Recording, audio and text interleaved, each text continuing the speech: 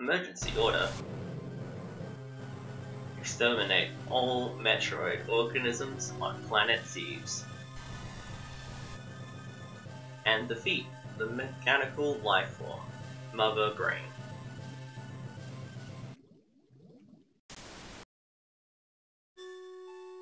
Hello everybody! My name is Code Gaming, and welcome to Metroid Zero Mission. I'm very excited for this.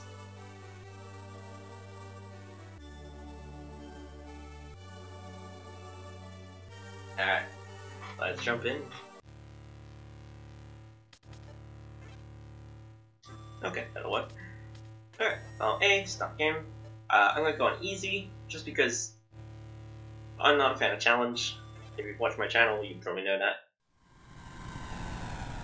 So, for those that aren't aware, Planet Thebes. I called this place home once a peaceful time slot before you got onto the cabins below. Now I should finally help set my first battle here, my so-called Zero Mission. Samus Aran.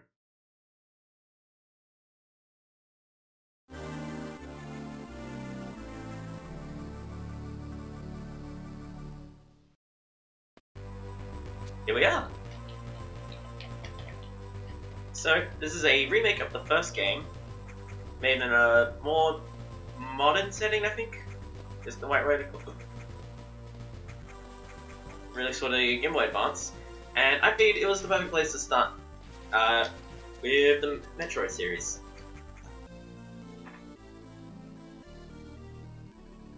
Being a remake of the original, I figured it was maybe a bit easier for me and be more potentially a bit nicer to watch. I don't know. Maybe at some point I'll go back and retroactively play it. I know it's included with Metroid Prime, so maybe when I do that game eventually. So yeah, I'm just gonna get started. I'm not sure if I'm pronouncing Zebes right. Some people I think say Zebes. I've just always said Zebes, so forgive me if you deem that incorrect. Okay. So as you can see, health's in the top left, map in the top right. This was introduced in this Game Boy Advance version. They added a guide to help people who weren't too sure where they were meant to be going or what they're meant to be doing.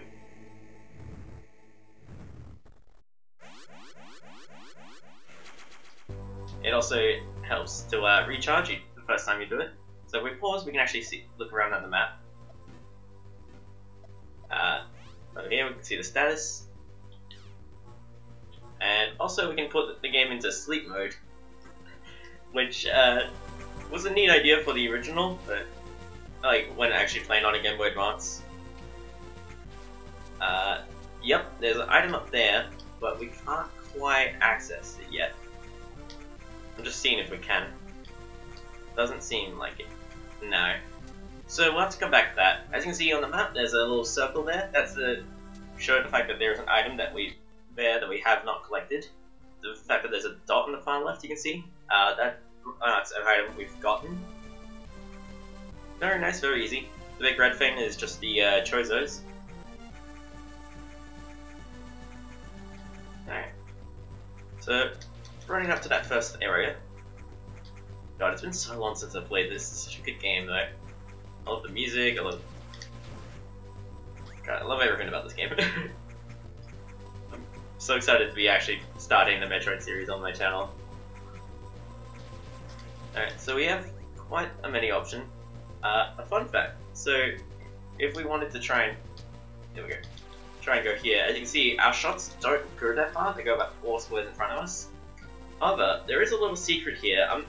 You can actually shoot your way down and just completely skip this first item. However, I think speedrunners do that. I'm not going to be doing that just because I don't want to skip getting items, especially one that is going to be as useful as this one that's coming out. Alright, so this will be a frequent thing we'll see. This is where you can find items. Here we have the lawn beam.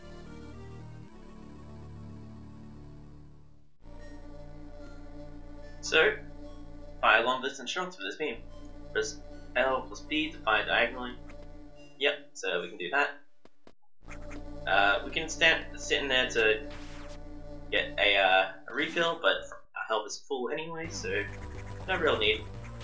But now, our shots go across the whole screen, which is very nice. Ages ago, I think I attempted speedrunning this game. I think I managed to beat it in like 2 or 3 hours, which isn't great for a speedrun, but wasn't bad for like an amateur, I think. Yeah, I think the real trick was just for the start of the game. Ooh. Ominous. And nothing we can really do about this right now. So I guess we'll have to come back later.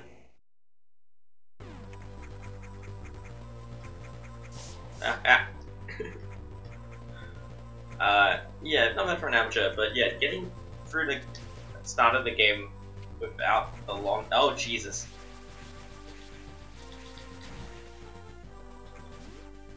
Alright, we had to beat that and wait for this door to open. And also here is a guide. A Chozo guide, specifically. So they're going to tell us, way over here, off the map. Well, off what little bit of the map we get to start off with. Later on we'll find more map, like real map data and stuff, and that'll be nice. Yeah, we can go ahead. It's nice. So, here we are, we're back to where we were before. And now we can actually clear the rest of this. But also, as you can see,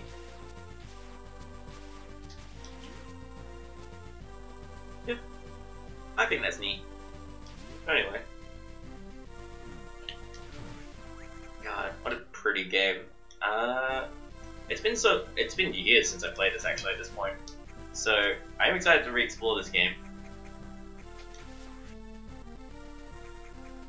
Okay.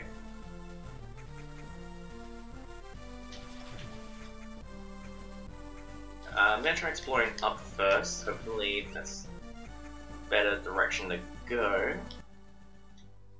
Oh yeah, we can't go any higher up. Or rather, normally you can't go any higher up.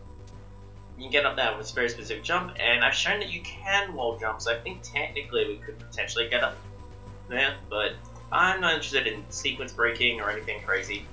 I just want a simple playthrough of the game.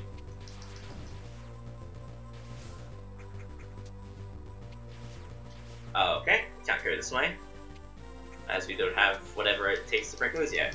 I don't know, I like to treat my playthroughs as if, in case the viewer's never seen the game, played the game, whatever, which, at this point, is entirely possible with Game Boy Advance games. It feels crazy to say that a bit as someone who grew up with them, but like, you know, if you're like 12 or whatever now, you probably grew up with the DS at most. Like, so this might be your first time seeing the game. Very strange. But here we have our first missile tank. But yeah, so if you're confused why I'm treating it like, you know, like, to anyone that thinks certain things are obvious, it's like, I like to treat it as if this is someone's first experience with the game. I don't want to go talking about like, oh man, when the fight with the final boss, oh boy, in like the first part, and it's like, oh cool, I didn't know that. I don't know. It just feels more polite. Anyway, R button, we just have to hold that for shoot missiles. Cool. And we have our first boss.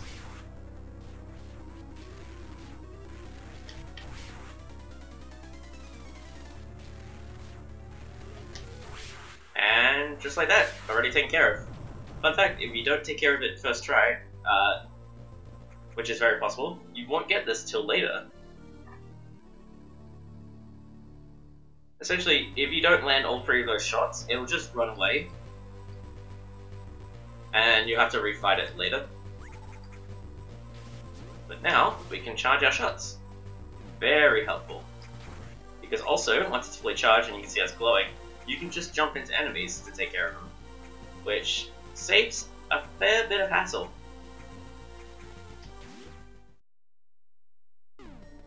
Alright, I'm gonna save real quick. If you die in the game, you go back to wherever you basically go back to the title screen, so saving is quite important, I would say.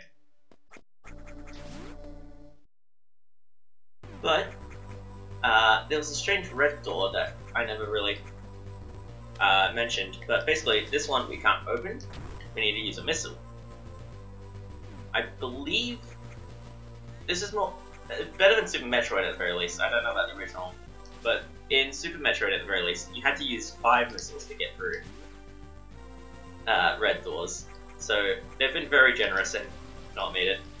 This thing here was what made speedrunning the game without the long beam a pain, because you'd have to be like right up against the edge or something, or jumping towards it in order for that to land. And oh, secret. Ooh, oh, a missile pack. This early in the game, very useful.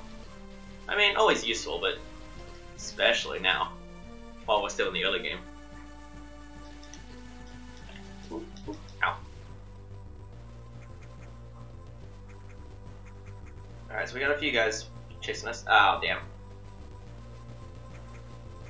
These things make it quite the pain, because they, especially with your, if you don't have the long beam, you're standing right on the edge, they can just knock you off, essentially, which is a huge pain.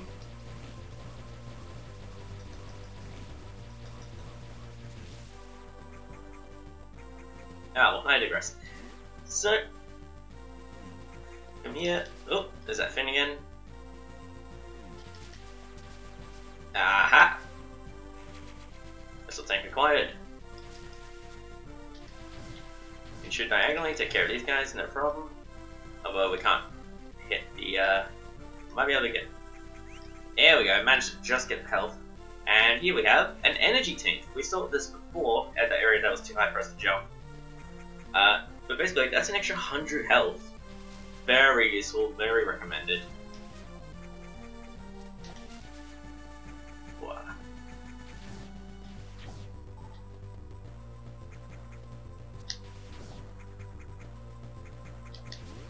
Alright, so we made it through there. Now then... Oh, fell, but that's okay. I want to grab that health. Let's check out what's in here. Here we have the map room. Very good, very helpful. We now have map data of pretty much the whole area. There are some secrets, so any room that's green is basically a secret area that wouldn't be on the map, even if you got the map data. But as you can see, we're actually pretty close to getting that next item. Brinstar map data acquired. Very nice.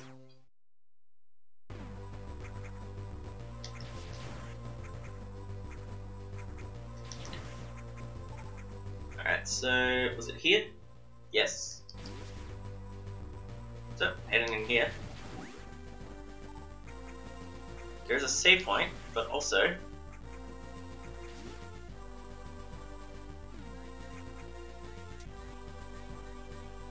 go up into the morph ball, all on here and shoot that. And now we have the morph ball bombs, which can break those very specific blocks that we've been seeing everywhere. Press B and morph ball bomb to set. We're only missing one missile, that's okay. As you can see, oop, not easy. But also, showing off here, you can jump with them. Some people use this to their advantage to basically, you can infinitely jump if you can time it just right. It's kind of specific, but as you can see, you can just use that kind of. Like I said, very specific. I'm not very good at it, and I don't intend on sequence breaking in this game, in this playthrough. For those unaware, sequence breaking is what people call it when you do things out of order. Anyway, so as you can see, the door's grey. When a door's grey, that means you can't open it until you've beaten every enemy. And so these things, we can't just shoot naturally. So, only one thing to do really.